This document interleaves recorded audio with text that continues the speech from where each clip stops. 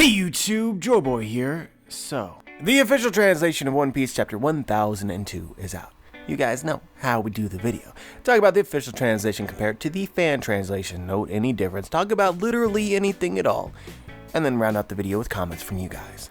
But before we talk about the chapter itself, this is just your monthly or yearly reminder that I am not Revujo. Revujo far surpasses me in all things. He is our god and I am his scribe. Sometimes. So the beautiful artwork that you see in this video and in all other previous videos are made by Revujo. He's awesome. If you appreciate it, let him know. Follow him on Twitter at Revujo.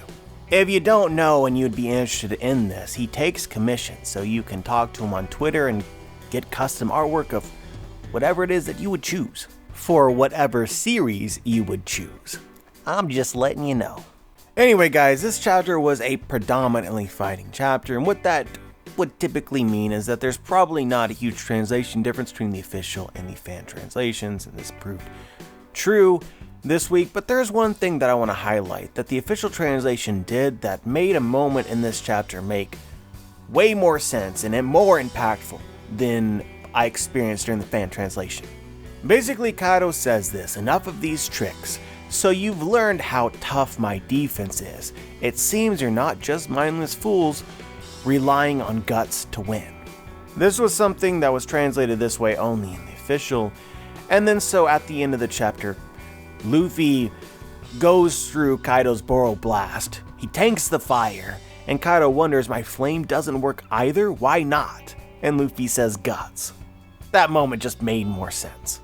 I also find it really fitting for Luffy's character, like, oh wow, you guys are actually fighting intelligently, and then by the end of the chapter, Luffy's like, be careful what you say. I refuse to be overestimated. But yeah, that's what I have to say about that. Let's get into the comments. Definitely feel like we are moving towards a loss for the protagonist after this chapter, but I'm hoping Oda throws us a curveball. Personally, don't really like the idea of seeing the crew take a major loss and getting a wake-up call. We've already seen that in Scabbards and the aftermath of Marineford. I felt the same way when fans were clamoring for Luffy to lose to Katakuri. Scabbards and Marineford were the catalyst for the time skip in the first place. Having the crew rethread that ground a few weeks, months into the new world feels a bit off, in my opinion. So let me get my bias out of the way here. Not only do I expect a loss, but I want a loss because I am a drama whore. It is what it is. That being said, this argument here, I think that if you don't take it seriously, if you totally dismiss it, it's stupid. Mark has a point. But I actually want to take this a little bit deeper to sort of add nuance to this conversation, right? There's this whole impression, right, that the big loss for the Straw Hats happened in Scabbards and then Marineford, and it transitions into the time skip. And so from this point in time, the whole time skip was to get them ready to be able to fight these opponents, so it's kind of counterproductive if they can't. I get that. But at the same time, throughout the first half of the Grand Line, throughout Paradise, the Straw Hats didn't lose only one time. Not by my count. If you ask me, they actually lost twice in the Water 7 arc.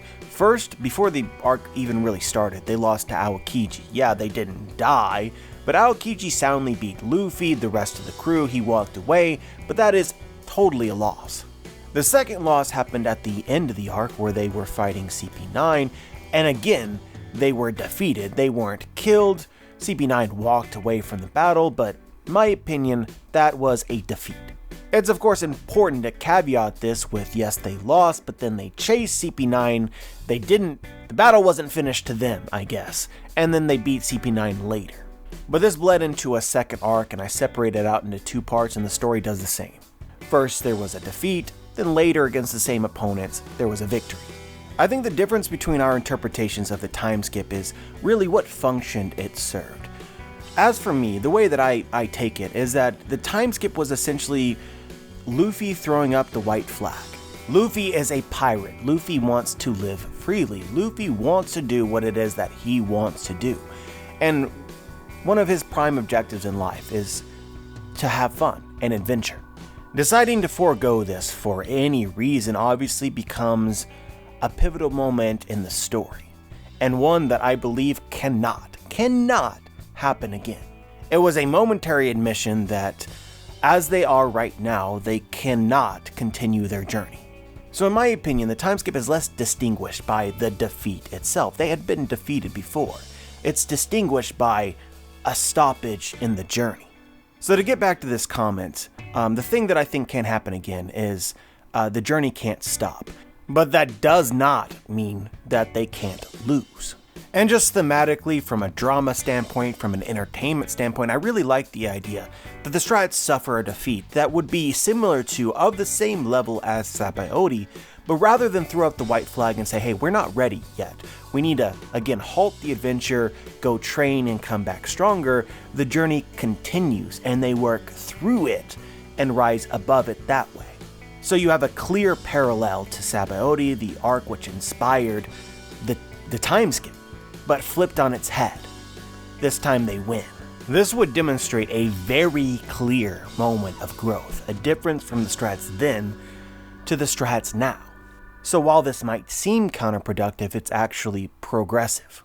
They would just need a way or have to find a way in order to survive these losses and come back even stronger because of them, and then defeat whoever defeated them.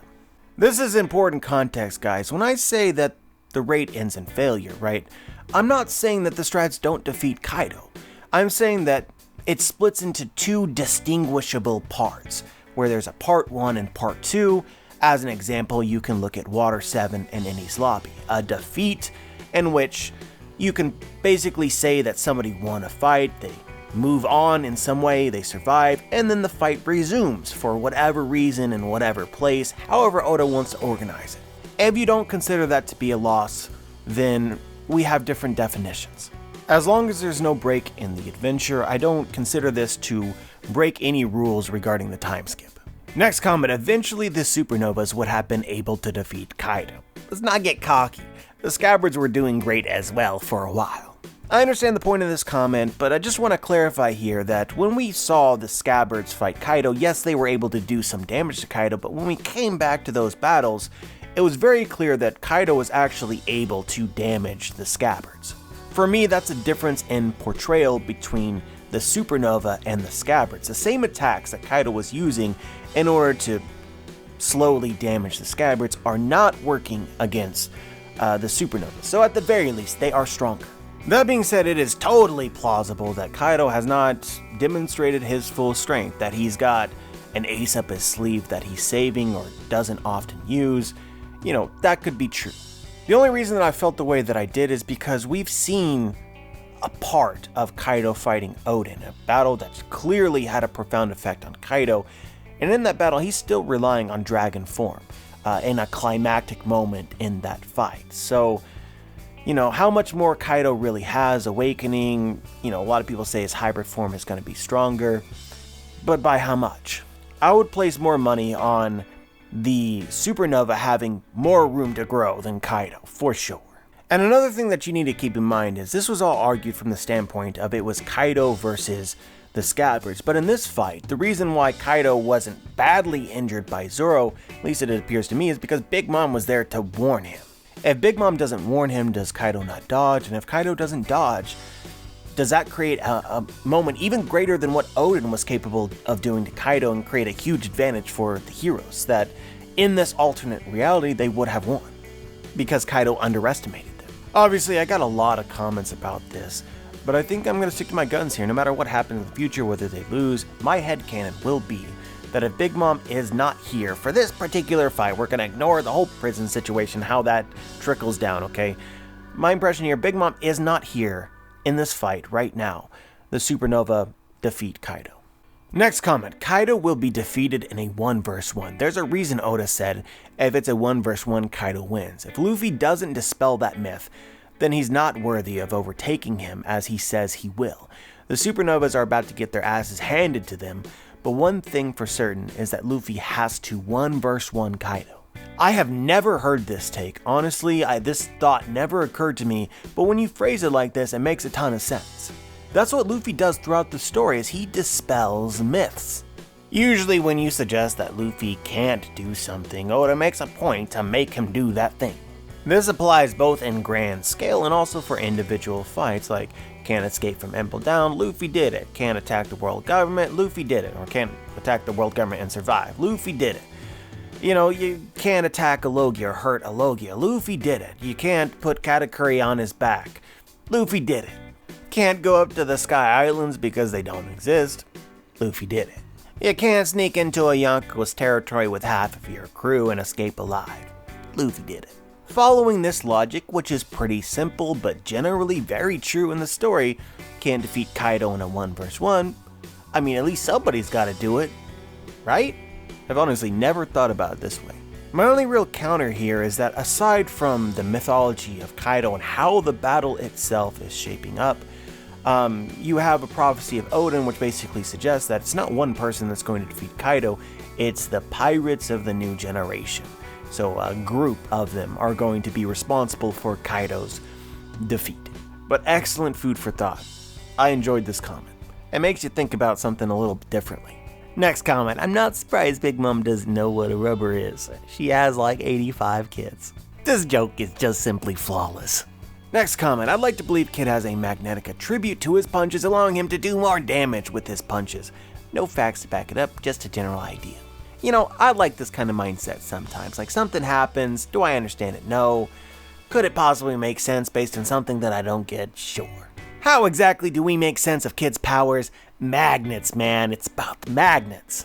Next comment, a suplex in a wrestling style, like what is meant to bend the target at one spot. Essentially, Kid folded Kaido on himself and put all of that pressure on Kaido's back. With enough force, the whip lash alone would have shattered Kaido's spine. Man, this comment really exposes me. I really want to watch more boxing and MMA and fighting moves and stuff. I know a lot of people out there do that, but not an area of expertise for me. So I'm just going to go with this comment. This is my headcanon. It works for me. I still think that if Kaido's bones were so easily broken, then the force exerted in many other situations should be the same, but I'm thinking too much about this. We're just going to move on and just enjoy. Next comment, this is the one thing that I hate about this battle. Big Mom can interfere whenever she feels like it. About less than half of them should focus on her just for the sake of distracting her. I mean, I guess this was kind of what I was saying before we got into the battle itself. I thought that Luffy would fight Big Mom. Obviously, you know, Oda has his own objectives here. We first started against Kaido, now Big Mom's here. So it just feels like, you know, we're going to get back to where kind of we started of like, somebody's got to take on Big Mom. You can't just ignore her. And if their plan is literally to ignore her, that is not going to go well. I'm reminded of Big Mom and Luffy's interaction earlier in the battle in Onigashima. Luffy encountered her and basically was like, hey, it's not time for you yet. Wait your turn. So I really think it was their plan to focus on Kaido and ignore Big Mom, and it's kind of a low-key message in this chapter. Bad idea. Next comment, I know that everyone is expecting Big Mom to betray Kaido, but OMG, I love the trust that they have in each other during the battle. After this chapter, it became clear to me that Big Mom really sees Kaido as a younger brother. You know, people love to point out when I'm wrong, and I'm usually wrong when it comes to like complex theories. Let's piece all the little details together, you know, and it's a very specific prediction. But like generally from a chapter to chapter, it's quite often that I'm right. And this is one of those examples. Yeah, that's right, you heard it right. Suck it, haters. When everybody was predicting that Big Mom was going to betray Kaido and that was really obvious, I said this is way too obvious and it's very likely that this alliance is legitimate. Even if Big Mom betrays or plans to betray Kaido later, that may be the case. It has no relevance whatsoever to the situation at hand for the Strats because Big Mom is not going to intentionally betray Kaido until after the Strats are defeated or they are defeated by them. Now obviously there's some caveats to this. For instance, I'm suggesting that this is Big Mom's intention, this is her will. If she rages, then she's out of her mind. Therefore, she's not going to be doing what it is that rational Big Mom has thought out or intended. Also, if the situation begins to look very grim for the Alliance, for instance, Kaido is defeated or dies, there's a possibility Big Mom's like, okay, well, deal's off now, and then runs away. I don't think that that's going to happen, but of course it's a possibility. I'm not sure if this is a controversial take at this point or not, but it is my opinion, guys, that Big Mom is a person of her word. If you keep your word, she will keep her word. I'm watching the Mandalorian right now, second season of Mandalorian, which is great, but, you know, the Mando kind of follows a similar creed where he makes a deal with someone, he follows the letter of the law. He's not above sort of twisting the meaning or being honest, but then also being deceitful in kind of a omission kind of way. But it's very important to him to follow his word. This is the way. Please don't kill me, Mando. Please don't kill me. All right, you won't die by my hand. And then makes it so that somebody else kills him. Big Mom and the Vinsmokes agreed to a marriage, but she never said that she wouldn't kill them afterwards, and the marriage actually did take place. And hey, their forces were joined, even if it's in a roundabout way that really only benefits Big Mom and not them. But I wouldn't go so far as to say that there is a huge amount of trust between Big Mom and Kaido, that Big Mom really sees Kaido as something that must be protected in a very like, you're my friend sense. It's more of, we have an objective together, I'm going to use you, and so I don't want you defeated before your usefulness is past. But I guess the moral of the story here, and what's relevant to us now, is that Big Mom has Kaido's back. I don't know if Kaido has Big Mom's back in quite the same way. He might be a different person, but it is very clear that Big Mom's interest, or has an interest, in protecting Kaido. That's for sure true. And I do think to many people that comes as a surprise. Next comment, Onigashima is going to fall on the flower capital. I think that is the tragedy. So obviously we're talking about the tragedy that is supposed to end Act 3 if there are 5 acts here. And you guys know me, I'm going as, as niche as I can possibly go while, being realistic with myself. But this was probably the most common take for what the tragedy that ends Act 3 might be. I might need to do some soul searching here, quite honestly, because my first reaction to this idea is that this is not going to happen because it's never happened. These Straw Hats have always protected the people of the island that they are saving. There has never been mass civilian casualties ever. But of course, this is true. I know this is true. There's times in the stories in which unprecedented things happen, like before Sabaody, the crew had never been forcefully separated like that before, So who's to say that Oda isn't going to pull something out of the deck of cards that we have never seen before? And it almost makes it all the more tragic for that, whereas an event like this might be commonplace or usual or not that spectacular in a lot of other stories because it happens. In One Piece, it doesn't happen. So when it does, it's obviously, if not affect the readers, it will affect the characters, the Straw Hats themselves, and the story magnitudes higher than I think that we really understand. Oda has taken the time to set up some of the residents of the Flower Capital. Honestly, we don't care about the residents of the Flower Capital, but surrounding them is the people of Okobore Town, or the town of leftovers, who we have gotten to meet. We do know them. We have an established relationship with them, especially through Zoro. So mass deaths of these people is, profound effect on the characters. Even if they win after something like that, it will feel like failure. But on the other side of the coin, this is a question. I feel like it's an honest question. Does Oda actually have the balls to do something like this? This would be like, instead of Pell taking the bomb above the town, Alabasta itself explodes, all the people there. Is it within what One Piece stands for to allow an event like that to happen? It's a very debatable point. Now, it is true that some characters die within One Piece. The majority of characters that die don't die, right? But some actually do die, and those deaths hold significance. But I think that the reason why Oda doesn't kill like the innocent bystanders, the citizens, is because they have an important role to play. The citizens of Alabasta think a certain way about the Straw Hats. The citizens of Dressrosa think a certain way about the Straw Hats. The citizens of Fishman Island think a certain way about the Straw Hats. And the same will inevitably be true of the citizens of Wano if Kaido doesn't kill them all. Bear in mind here that it's currently the Fire Festival, so I assume that most everybody who can is actually gathered in the Flower Capital right now in order to celebrate. I assume the majority of Wano's population. The way that I understand this is pretty simple, but also kind of profound, which is that all of these people, these stands, these NPCs represent, the people's will, the world itself's will, not just individuals, but as as life itself, what it desires. And so as the strats influence these people in mass numbers, these people that don't matter, they're changing the world. Because at the end of the day, it's going to come down to, it's like the Straw Hat Pirates or pirates versus the world government. Who is it that we back? What is it that we really want? So these people need to encounter the Straw Hats and survive. In a way, be changed by them. It's how the world itself would be enlightened. Like the world government talks about pirates in a certain way, so you have an impression of what a pirate is. Or in Wano's case, we're closed from the rest of the world because they're all dangerous. Kaido, who rules over us, is a pirate, but then you need that contrast of good pirates. And in order for this to have a lasting effect, you would need to survive in order to tell the story to other people. Not all pirates are bad, because we met one. He was a hero. I'd argue in some ways, perhaps many ways, this outcome, this theory that the Onigashima is going to fall in the Flower Capital and actually kill all the people there is far, far worse than anything that I've speculated. Where I'm speculating, like, my preferred theory is that the Straw Hat Pirates lose their lifespan.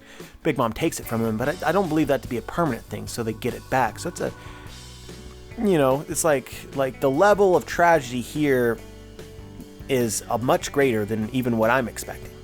But it's an interesting discussion. Obviously, Oda is going to try to sell the idea. It's never happened before, but maybe this is the first time. And Oda has, it will be such a significant moment for the Straw Hats that, we'll see a lot of reward.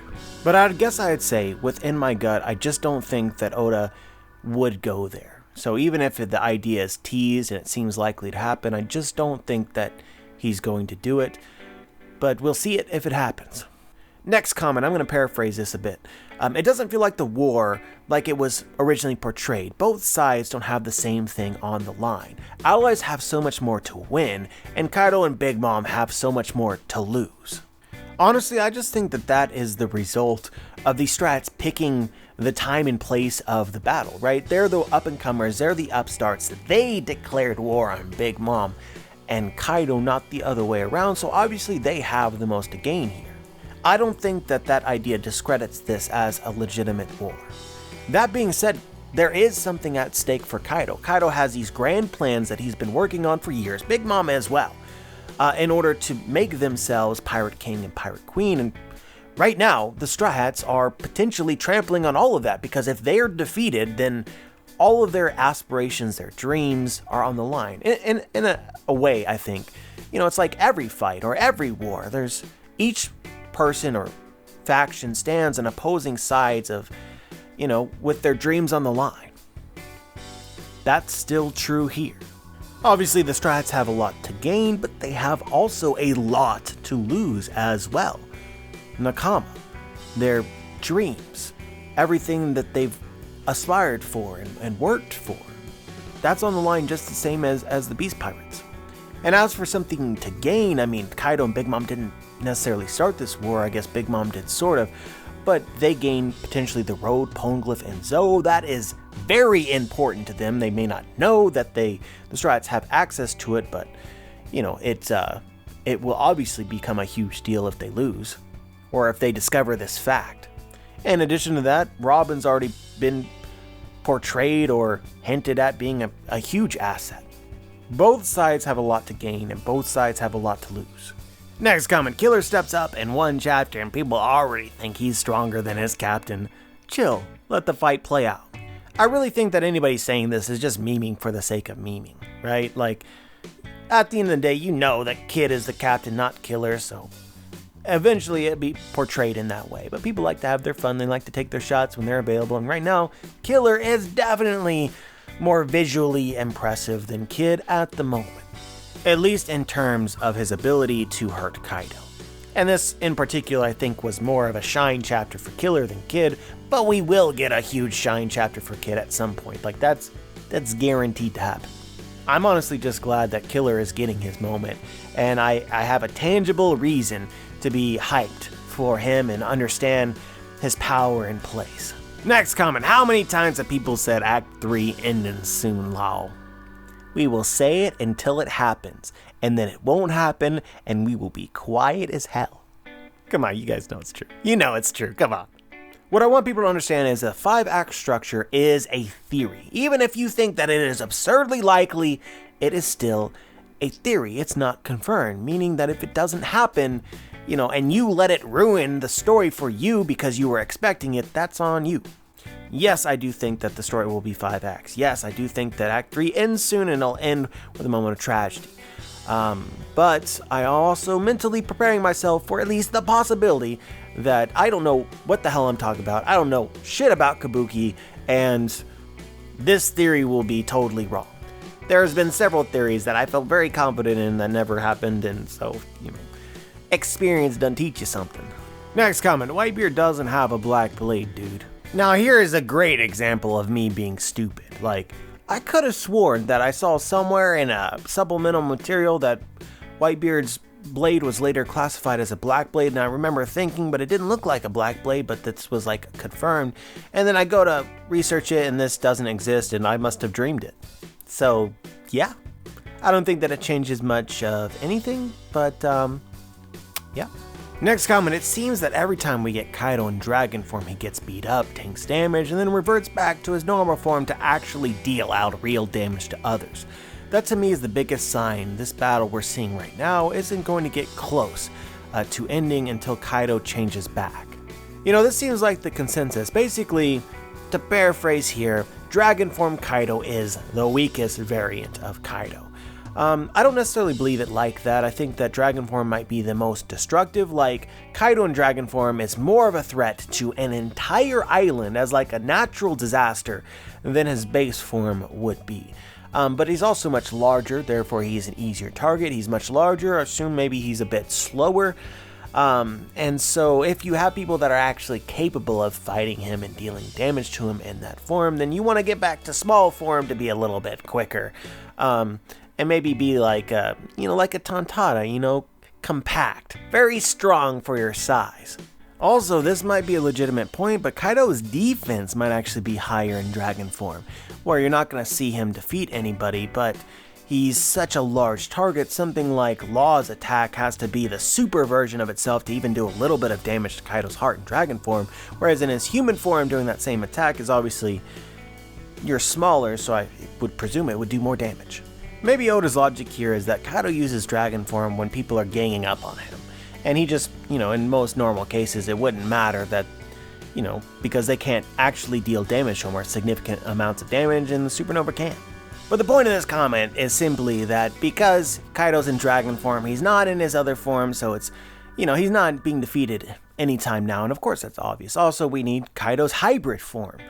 I think it's pretty obvious, apparent to everybody, that Kaido's not going down anytime soon, because in addition to this, right, we don't have Kaido's backstory. There's so much with Kaido that still needs to be resolved, so we still got a ways to go. Next comment, the anime opening spoiled Luffy tanking Boro Breath, which makes me wonder if all the strats will eventually gather atop of the dome. So if you guys don't know what we're talking about, the anime opening basically had a scene in which Kaido uses the Boro Breath and Luffy goes right through it. And so there's some other scenes from the opening which people wonder might also happen, which we haven't seen, like for instance all of the Straw Hat Pirates themselves gathered against Kaido. It's clear enough to me, clear as day, that Oda and his editor slipped notes to the anime. I wish that they wouldn't include this kind of scene within the intro itself. Maybe they were just freelancing and they just happened to be right. But there's other cases in which they've been writing, and there's no question in my mind that they've been slipped notes.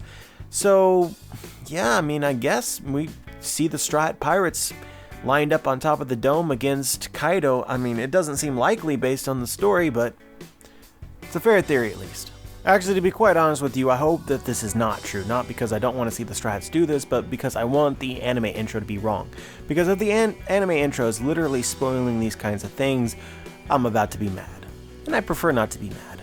Next comment, okay JP, now take everything you discussed about swords affecting users, how they interact and change each other, how wills might be carried on, and then apply it to Luffy's Straw Hat, and possibly the hidden away larger Straw Hat. I really just wanted to include this comment because if you assume this is true about swords and it's true about ships, why the hell would it not be true about other objects that are cherished, like clearly Luffy's straw hat is? Like, Luffy acknowledges that his straw hat is his treasure. So if objects in general in the world can like absorb the spirits of those who cherish them, then why not? That being said, do I really want a talking hat? Do I want Luffy's stride to become the sorting hat from Harry Potter? You best believe that I don't want that. Luffy sets his hat on like somebody is like, I don't know about this one, boss.